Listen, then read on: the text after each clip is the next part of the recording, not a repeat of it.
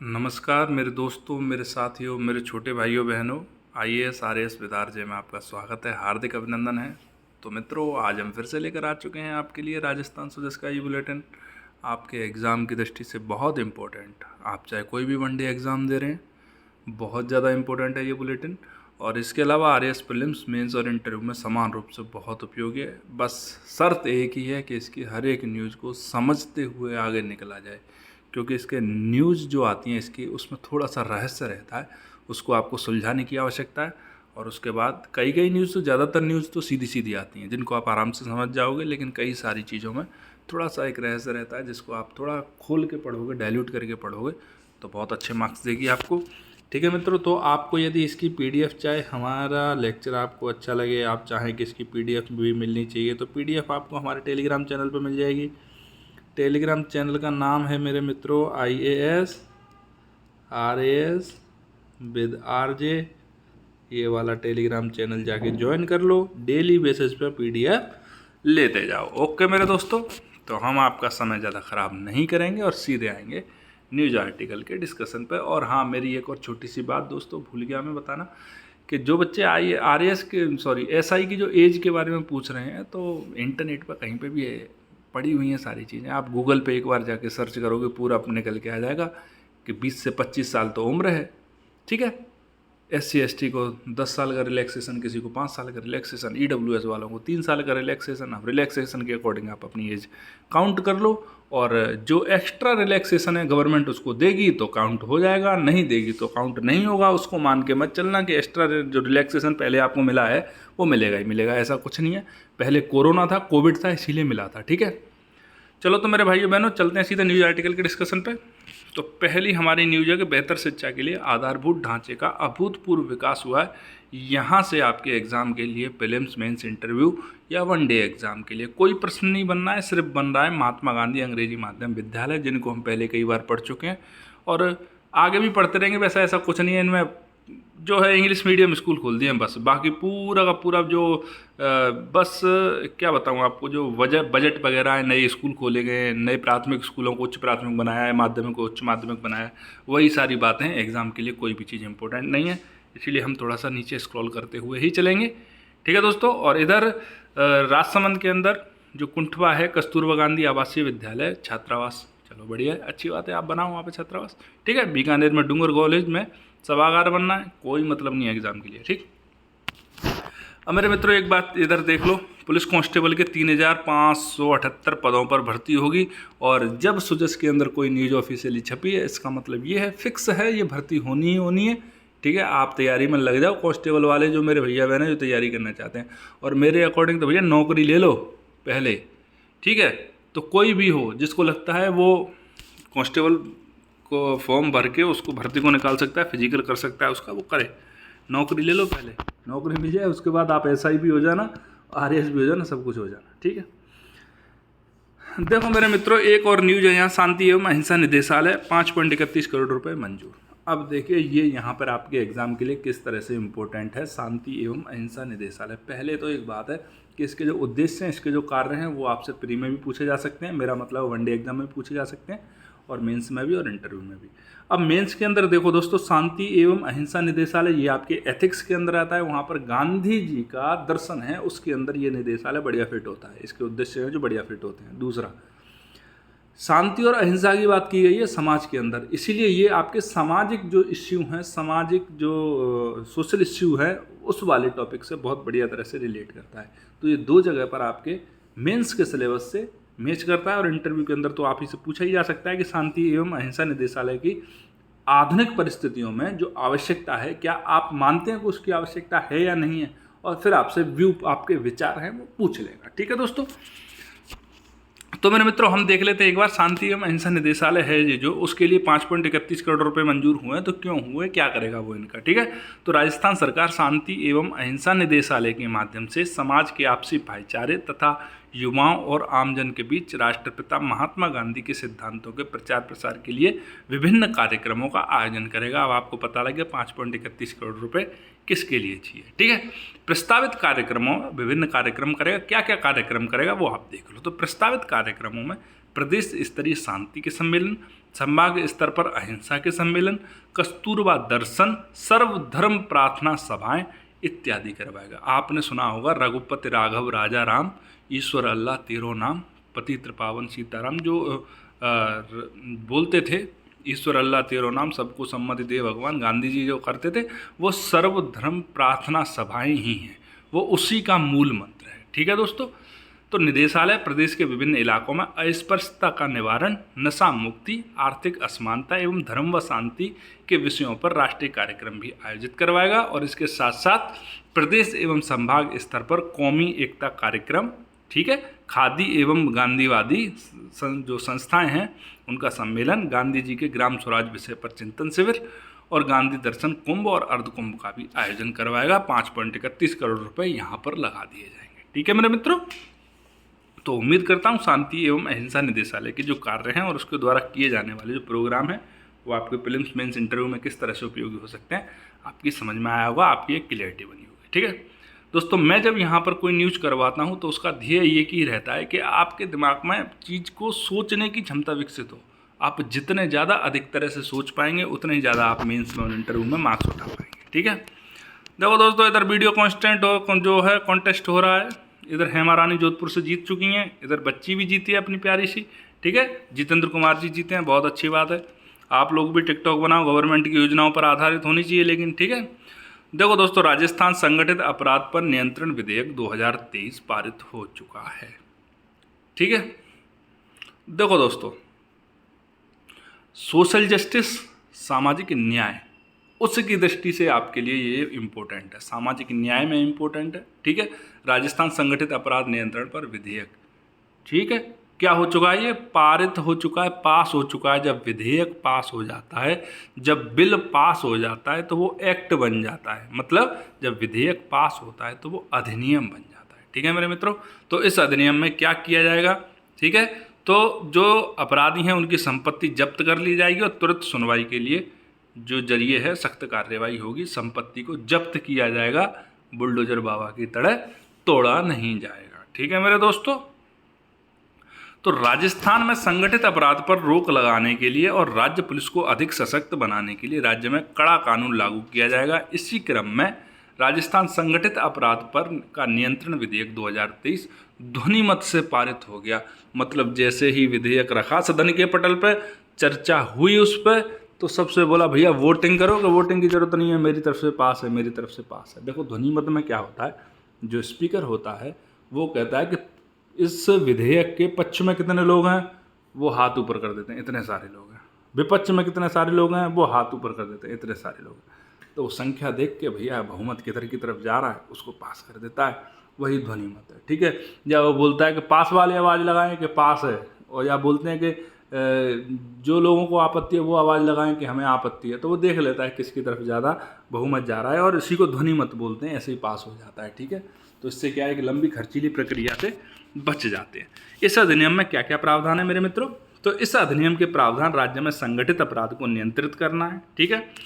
विधेयक में अपराधियों द्वारा अर्जित संपत्ति को जब्त करने, त्वरित कार्य जांच करने, सुनवाई के लिए विशेष न्यायालयों की स्थापना और विशेष अभियोजकों की नियुक्ति का प्रावधान है। इससे मुकदमे का शीर्ष निस्तारण है वो हो सकेगा और अपराधियों को आसानी से जमानत और अग्रिम जमानत नहीं मिलने का भी प्रावधान है। भैया आसानी से इन लोगों को जमानत मत दो, कैसे कानून से कबड्डी खेल के लोग बच जाते हैं। तो ऐसा कानून बनाओ कि आराम से नहीं बच पाएँ, डर हो, आम जन में विश्वास और अपराधियों में डर, ना कि अपराधियों में विश्वास और आम जन में डर। वैसे दूसरी वाली बात ज़्यादा कारगर सिद्ध होती है। पुलिस का नाम सुनते ही शरीफ आदमी सोचता है यार क्या थाने कोर्ट कचहरी के चक्कर लगाने पड़ेंगे, वो हाथ जोड़ने लग जाता है, भाई थाने वाने रहने दे, बाकी जो करना है सुलटाना है यहीं कैसे न कैसे सुलटाना। ठीक है मेरे मित्रों।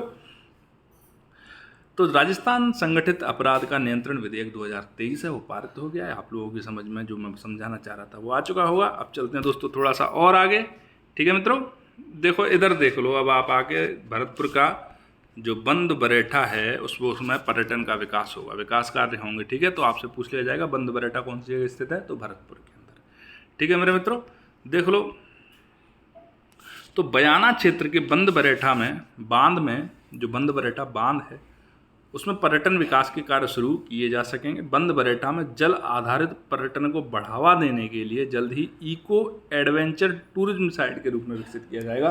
तो बंद बरेटा को किस साइट के रूप में विकसित किया जाएगा? Eco adventurous tourism site. Eco का मतलब पर्यावरण जो है उसकी फ्रेंडली हो, उसको साथ में लेके चले, ठीक है। और एडवेंचर टूरिज्म का मतलब तो आप जानते ही हैं, वो बोलता है ना, मौत को टक से छू के वापस आ जाता हूँ। तो बस इसी तरह के जो टूरिज्म होते हैं वो एडवेंचरस होते हैं। बंजी जंपिंग वगैरह है, ठीक है। रस्सी टूटी तो जीवन के सांस की डोरें भी टूट गई, वो सारी चीज़ है।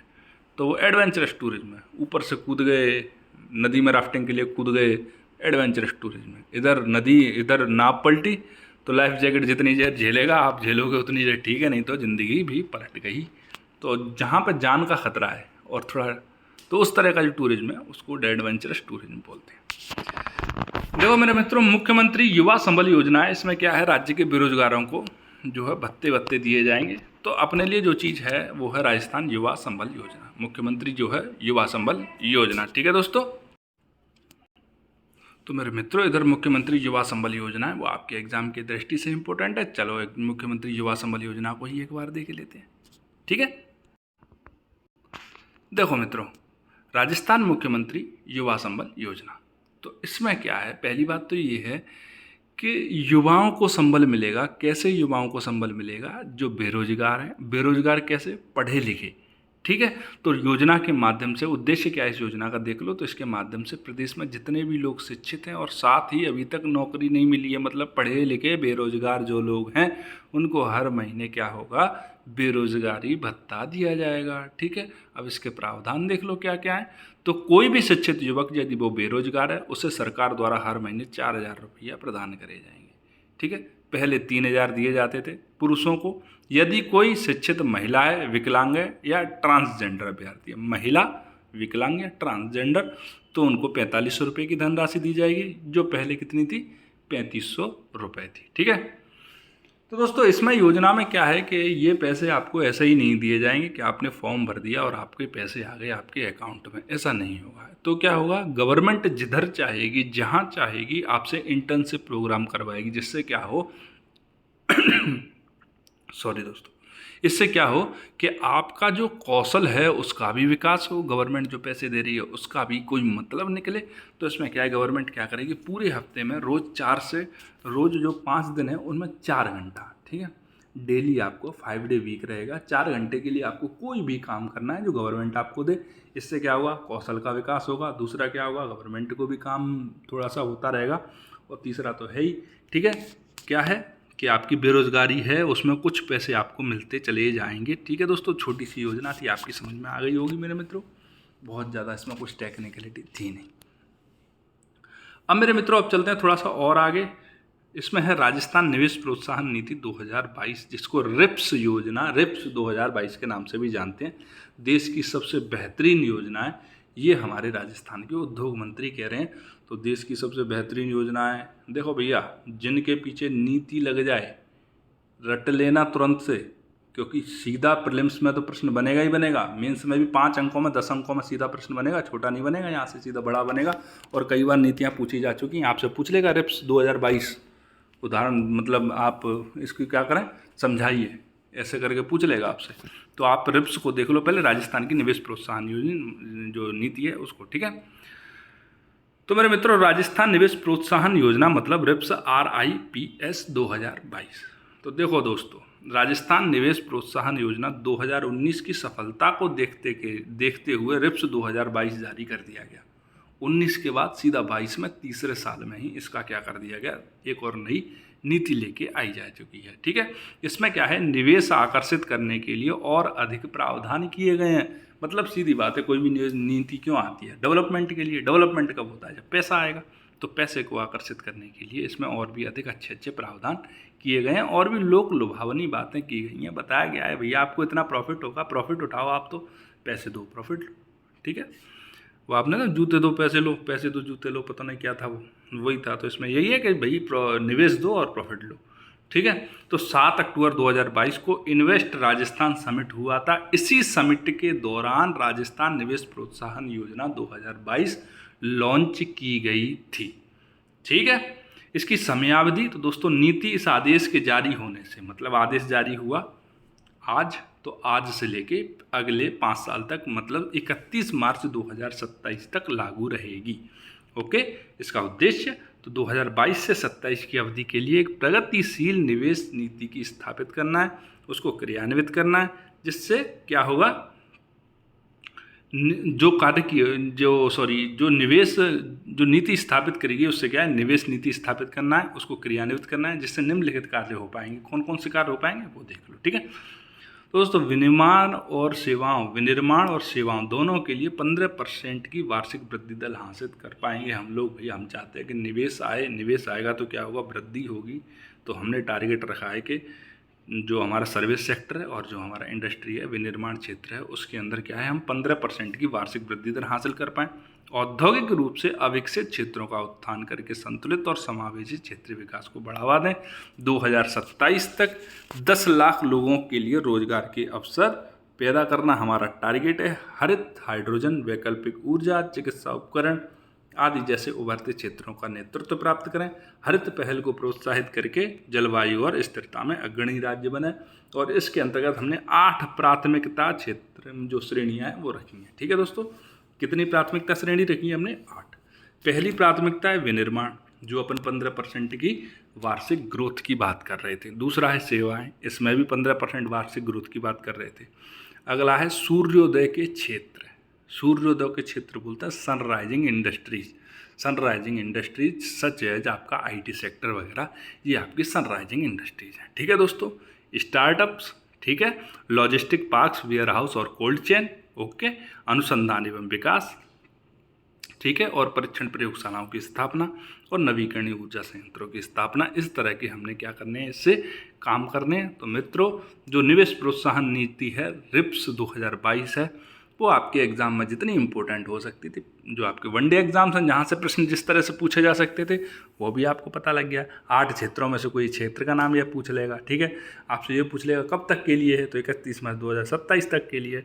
इसका उद्देश्य पूछ लेगा, ठीक है, और क्या क्या कार्य किए जाने हैं वो पूछ लेगा। इससे ज़्यादा तो वो पूछने वाला भी कहाँ से लाएगा। ठीक है मेरे मित्रों, तो उम्मीद करता हूँ निवेश प्रोत्साहन जो नीति है 2022 की वो आपकी समझ में आ गई होगी। और देख लेते हैं क्या इंपॉर्टेंट है। तो यहाँ पे कुछ भी इंपॉर्टेंट नहीं है, अपना क्या हो चुका है, ये न्यूज़पेपर आज का हो चुका है समाप्त। मतलब ये है 18 जुलाई का, जो हमने 19 जुलाई को किया है। अब हम करेंगे 19 जुलाई वाला। ठीक है मेरे मित्रों, जो जिसको हम 20 जुलाई के नाम से करते हैं, क्योंकि रात में 10 बजे आता है, अगले दिन आपके पास आता है। तो 18 जुलाई का है तो 19 को ऐसे ही हो गया, 19 जुलाई वाला 20 को ऐसे ही हो गया। ठीक है दोस्तों, तो अब चलते हैं अगले वाले ई-सुजस बुलेटिन पर, क्योंकि पिछले 2-3 दिन से हम नहीं लेके आए हैं। ठीक है, जो बचा है बैकलॉग आपका, उसको 2-2 के पेयर में हम खत्म करेंगे।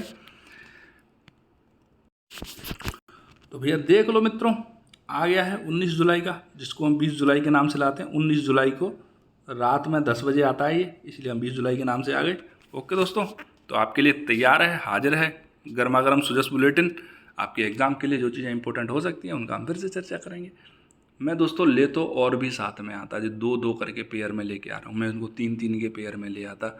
जो 3 अपना बैकलॉग चल रहा है, 2-2 के पेयर में इसीलिए ठीक रहेगा, क्योंकि वीडियो बहुत लंबा नहीं करेंगे, हम आधा घंटे के समथिंग रखेंगे और आराम से काम करेंगे, हो जाएगा, कोई दिक्कत नहीं है। तो राजस्थान सरकार का फोकस सामाजिक सुधार पर है। पिछले वाले में पढ़ा था शिक्षा पर है, ये कह रहा है सामाजिक सुधार पर है। बहुत अच्छी बात है, आप समाज का सुधार कीजिए। तो दोस्तों 8000 नंदीघर विकसित होंगे, Nandghar, I am very sorry, Nandghar विकसित होंगे। नंदघर का मतलब क्या है? देखो नंदघर में क्या हुआ था, पालन पोषण। किसका पालन पोषण? भगवान श्री कृष्ण का, उनके बालपन का। तो यहाँ पर जो भी बाल हैं, बच्चे हैं, बालपन हैं, उनका क्या होगा, बहुत अच्छी तरह से लालन पालन होगा। देखो दोस्तों, प्रदेश में छोटे बच्चों की पोषण, खेलकूद और प्री स्कूल शिक्षा की ज़रूरतों के लिए आंगनबाड़ी जो केंद्र हैं उनको नंदघर के रूप में विकसित किया जाएगा। ओके, प्रथम चरण के अंदर 13 जिलों में 8000 नंदघर विकसित करने का लक्ष्य है। ओके, तो नंदघर के अंदर क्या क्या काम होंगे वो चीज़ आपको याद रखनी है कि छोटे बच्चों का पोषण, खेलकूद, प्री स्कूलिंग शिक्षा वगैरह ये सारे काम होने हैं। ठीक है, तो राज्य ने आंगनबाड़ियों को नंदघर बनाने के लिए अनिल अग्रवाल फाउंडेशन के साथ में MOU किया है। लिख लेना, रट लेना, बत्ती बना के कान में डाल लेना, अनिल अग्रवाल फाउंडेशन का नाम। ठीक है, नंदघर जो हमारी योजना है नंदघर बनाने के लिए किस फाउंडेशन के साथ हमने MOU किया है, तो अनिल अग्रवाल फाउंडेशन के साथ में। ठीक है। प्रथम चरण में प्राथमिकता के आधार पर 13 जिलों को नंदघर विकसित होंगे। अब तक 976 नंदघर बनाने का कार्य पूरा हो चुका है। राज्य सरकार ने 2021-22 में प्रदेश के 25,000 आंगनबाड़ी केंद्रों को चरणबद्ध रूप से नंदघर के रूप में विकसित करने की घोषणा की थी। और जो अनिल अग्रवाल फाउंडेशन है उसके साथ समझौता हमने 8 फरवरी 2022 को किया था और नंदघर के लिए पूरा खर्चा फाउंडेशन द्वारा ही वहन किया जा रहा है। राज्य सरकार का कोई भी इसमें व्यय नहीं है। ठीक है मेरे मित्रों, मतलब जो एक फाउंडेशन है अनिल अग्रवाल फाउंडेशन, 100% नंदघर का खर्चा वही फाउंडेशन उठा रही है। राज्य सरकार 1 रुपया भी इसके लिए नहीं दे रही। तो इसीलिए ये आपके एग्जाम की दृष्टि से और भी इम्पोर्टेंट हो जाता है। ठीक है, तो इसी तरह से क्या है, भामाशाहों को जोड़ने का प्रयास हमेशा से सरकार का रहा है और जोड़ना भी चाहिए। देखो, जो लोग समर्थ हैं समाज के अंदर उनको अपनी जिम्मेदारी समझनी चाहिए। गांधी जी ने भी कहा था, ट्रस्टीशिप की थ्योरी दी थी गांधी जी ने, कि जो भी पैसे वाले लोग हैं वो गरीबों की संपत्ति के ट्रस्टी हैं, क्योंकि उस संपत्ति पर पूरे राष्ट्र का अधिकार है और गरीब लोग भी उसी राष्ट्र के हैं। ठीक है मेरे मित्रों, तो आपको अनिल अग्रवाल फाउंडेशन का नाम ठीक से याद रख लेना है। यहाँ पर बस यही चीज़ इंपॉर्टेंट है और तो कुछ है नहीं। 100% जो पैसा है वो भी अनिल अग्रवाल फाउंडेशन ही लगा रही है। अब चलते अपन थोड़ा सा और आगे। तो मेरे मित्रों देखो, राज्य में मेलों के व्यवस्थित आयोजन के लिए मेला प्राधिकरण विधेयक 2023 पारित, मतलब ये भी अब अधिनियम बन चुका है, एक्ट बन चुका है, कानून बन चुका है। ठीक है मेरे मित्रों, तो क्या क्या प्रावधान है देख लेते हैं अपन। तो राज्य विधानसभा ने ये भी ध्वनिमत से लागू हो गया। ठीक है, राज्य विधानसभा ने बुधवार को राजस्थान राज्य मेला प्राधिकरण विधेयक 2023 ध्वनिमत से पारित कर दिया। इस कानून के लागू होने से प्रदेश में विभिन्न मेलों का प्रबंधन अधिक सुरक्षित और व्यवस्थित हो जाएगा। ठीक है मित्रों, तो राज्य में मेलों को देखो क्या क्या कार्य होंगे, इसके लागू होने के बाद क्या बदलाव आएगा वो चीज़ अपन देख लेते हैं। तो राज्य में मेलों के सुरक्षित आयोजन हो पाएगा, सुव्यवस्थित प्रबंधन और मूलभूत सुविधाएं उपलब्ध हो पाएंगी। ठीक है, इसके लिए ये विधेयक लाया गया है। राज्य के सभी जिलों और सभी विभागों से संबंधित मेलों को प्रस्तावित प्राधिकरण के तहत आयोजित किया जाएगा। प्राधिकरण के तहत राज्य और जिला स्तर पर समितियों का गठन होगा। ठीक है, इन समितियों के माध्यम से ही मेलों में आने वाले श्रद्धालुओं के लिए बिजली, पानी, शौचालय, पार्किंग, परिवहन, ठहरने की व्यवस्था, ये सारी चीज़ें सुनिश्चित की जाएंगी। समिति के द्वारा ही सुव्यवस्थित प्रबंधन होने से मेलों में हादसे कम होंगे। ठीक है मेरे मित्रों, जिला मेला समिति मेले के आयोजन के लिए आवेदन प्राप्त होने पर 7 दिवस में निर्णय करेगी। सांप्रदायिक सौहार्द राजस्थान की परंपरा रही है। इस सौहार्दपूर्ण माहौल, प्रेम और सद्भावना को बनाए रखने और संस्कृति के संरक्षण में विभिन्न मेले और उत्सवों की महत्वपूर्ण भूमिका रहती है। हर जाति, वर्ग, धर्म के लोग मेलों में शामिल होते हैं, आप तो सारे जानते हो। और सामाजिक सौहार्द है वो आपके विकास की पहली शर्त है। आपके विकास की पहली शर्त होती है शांति, उसके बाद होती है सुरक्षा, फिर उसके बाद होती है समृद्धि। यदि कहीं शांति नहीं है, सुरक्षा और समृद्धि है, तो भी डेवलपमेंट नहीं हो सकता। सुरक्षा भी है, शांति भी है, लेकिन समृद्धि नहीं है, तो भी वहाँ पर डेवलपमेंट नहीं हो सकता है। ठीक है मेरे मित्रों, तो देखो दोस्तों, यहाँ पर प्रीलिम्स के लिए तो ज़्यादा कुछ है नहीं, प्रीलिम्स के लिए तो कुछ होगा नहीं। प्रीलिम्स में ज़्यादा से ज़्यादा ईयर पूछ लेगा, कौन से ईयर में पारित हुआ है विधेयक, उसके अलावा तो कुछ नहीं है। प्रीलिम्स में पूछ लेगा, लेकिन मेंस के अंदर आपसे पूरा का पूरा प्रश्न पूछ भी सकता है।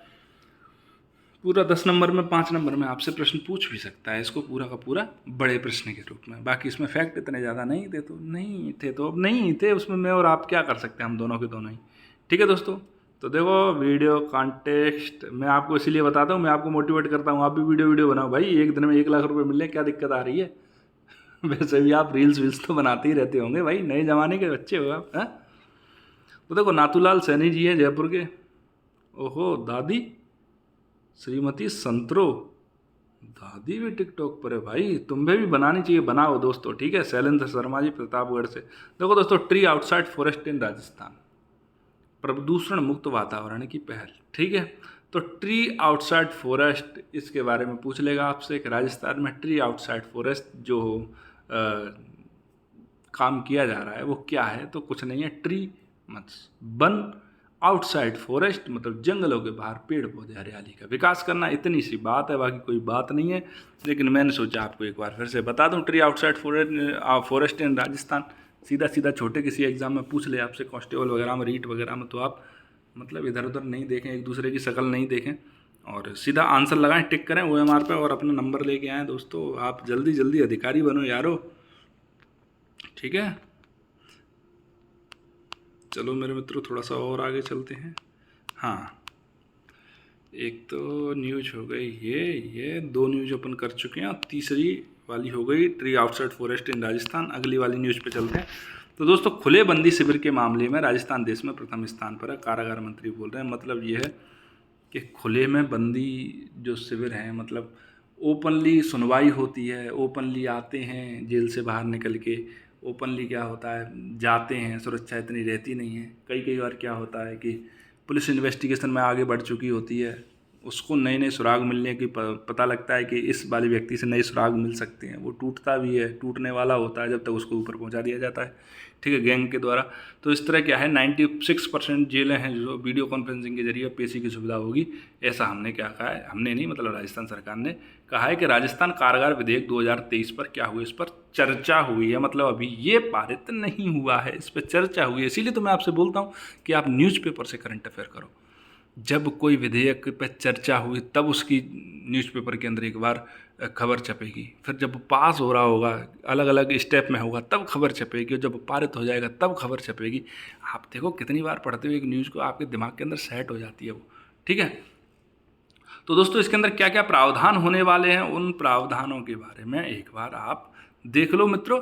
तो बंदियों के लिए सुधारात्मक उपबंध, मानवाधिकारों के हक, उनके कौशल विकास। देखो, हम राजस्थान कारागार विधेयक 2023 के बारे में बात कर रहे हैं, ठीक है। बंदियों के लिए सुधारात्मक उपबंध, मानवाधिकारों का हक, उनके कौशल विकास और व्यावसायिक प्रशिक्षण। व्यावसायिक प्रशिक्षण मतलब जेल से बाहर निकल के करोगे क्या भाई, वैसे ही बेरोजगारी इतनी भरी पड़ी है, तो उनको कुछ ना कुछ प्रशिक्षण दे दो, जेल से बाहर निकल के कम से कम कुछ तो कमा के खाएंगे, नहीं तो जब भूखा मरेगा तो फिर से क्राइम करेगा, फिर से आ जाएगा यहीं पे, ठीक है। देखो दोस्तों, वर्तमान में क्या है, 129 वर्ष पुराना एक कानून है, प्रशासन एवं प्रबंधन कारागार अधिनियम 1894, अंग्रेज जो बना गए वही चल रहा है अभी तक, ठीक है। और 63 वर्ष पुराना राजस्थान बंदी अधिनियम 1960, ये दोनों ही प्रभावी हैं। अब इन दोनों के स्थान पर एक चीज़ लेके आ जाएगी, उस एक चीज़ का नाम होगा, एक अधिनियम का, एक विधेयक का नाम होगा राजस्थान कारागार विधेयक 2023, ठीक है। आपसे प्रीलिम्स के अंदर पूछ लेगा कि निम्नलिखित में से कौन से 2 एक्ट हैं जिनके स्थान पर राजस्थान कारागार अधिनियम 2023 लाया गया है। तो कौन कौन से हैं, प्रशासन एवं प्रबंधन कारागार अधिनियम 1894 और है राजस्थान बंदी अधिनियम 1960। इन दोनों के स्थान पर लेके आया गया है राजस्थान कारागार विधेयक 2023, ठीक है। इसके अंदर और क्या क्या प्रावधान हो सकते हैं, तो इसमें बंदियों और जेलों के अधिकारियों कर्मचारियों के लिए विभिन्न प्रावधान हैं। क्या क्या प्रावधान है कि कारागार विभाग द्वारा बंदी सुधार के लिए खुला शिविर, कौशल विकास एवं जेलों में पेट्रोल पंप खोलने सहित विभिन्न नवाचार किए जा रहे हैं ताकि सजा पूरी होने के बाद उन्हें रोजगार भी मिल सके। खुले शिविर के मामले में राजस्थान पूरे देश में पहले स्थान पर है। देश के लगभग 40% जो बंदी हैं वो खुले बंदी शिविर राजस्थान के अंदर हैं। और प्रदेश की जेलों में बंदियों द्वारा LED बल्ब बनाए जा रहे हैं, बाजार से कम दाम पर मिलेंगे। 96% जेलों को वीडियो कॉन्फ्रेंसिंग से जोड़ा जाएगा। ये सुधारात्मक कार्य ही किए जाएंगे और तो कुछ नहीं है दोस्तों, ठीक है। देखो दोस्तों, एक तरह से वीडियो कॉन्फ्रेंसिंग की जब सुविधा है अपने पास तो वीडियो कॉन्फ्रेंसिंग के जरिए ही पेशी होनी चाहिए। इससे एक तो क्या है कि संसाधनों की बचत होती है। आप गाड़ियों में भर भर के ला रहे हो, रोज़ 10-10 चक्कर लग रहे हैं पुलिस के, ठीक है। पुलिस वाले इसी के होकर रह जाते हैं भाई। समझ में नहीं आता कभी कभी तो पुलिस वालों को वो कांस्टेबल हैं या कंडक्टर हैं। मतलब गाड़ियाँ चल रही हैं, बंदी को एक को बिठा के 10 उसके आसपास बैठे हैं, रिस्क रहता है, खतरा रहता है। ज़रूरी थोड़ी है कोई बंदी जो है अपराधी जो है उसका यदि मर्डर हो तो सिर्फ वही मरे, पुलिस वाला बेचारा कोई आ सकता है, ठीक है। उसका परिवार नहीं है क्या भाई, ठीक है। तो इससे क्या है, देखो समय की, संसाधनों की दोनों ही तरह से बचत होगी, खतरा कम होगा, रिस्क कम होगी। क्या करना है, सिर्फ वीडियो कॉन्फ्रेंसिंग करनी है। और अंबानी मेहरबान है भैया आपने, तो नेट की कोई दिक्कत नहीं है, ब्रॉडबैंड लगवाओ, मस्त रहो, ठीक है दोस्तों। तो पुलिस सुरक्षा की दृष्टि से जेलों में प्रशासनिक, पुलिस एवं न्यायिक अधिकारी जो है वो निरंतर निरीक्षण कर रहे हैं। लापरवाही संबंधित कार्मिकों पर कड़ी कार्रवाई भी की जा रही है। ऐसे कुछ मामलों में निलंबित बर्खास्त की कार्रवाई की गई। कुछ नहीं है इसके अंदर, वही है सारी चीज़ें। अभी इस पर चर्चा चल रही है, अभी ये पारित नहीं हुआ है। पारित हो जाएगा तब फिर से चर्चा होगी इसकी, तो फिर से बताया जाएगा कि पारित होने के बाद इसके प्रावधान क्या क्या है। ओके मेरे मित्रों, तो इसके अलावा और तो कोई चीज़ इम्पोर्टेंट नहीं थी आपके इस वाले सुजस के अंदर। जो 3 न्यूज़ इम्पोर्टेंट थी वो मैंने तीनों आपको डिटेल में समझा के करवा दी हैं, ठीक है। और मेरा यही उद्देश्य रहता है कि आप किसी न्यूज़ को पकड़ के उसके 360 कितना घूम पा रहे हैं, इससे वो आपको ज़्यादा से ज़्यादा मात्रा में प्रॉफिट दे।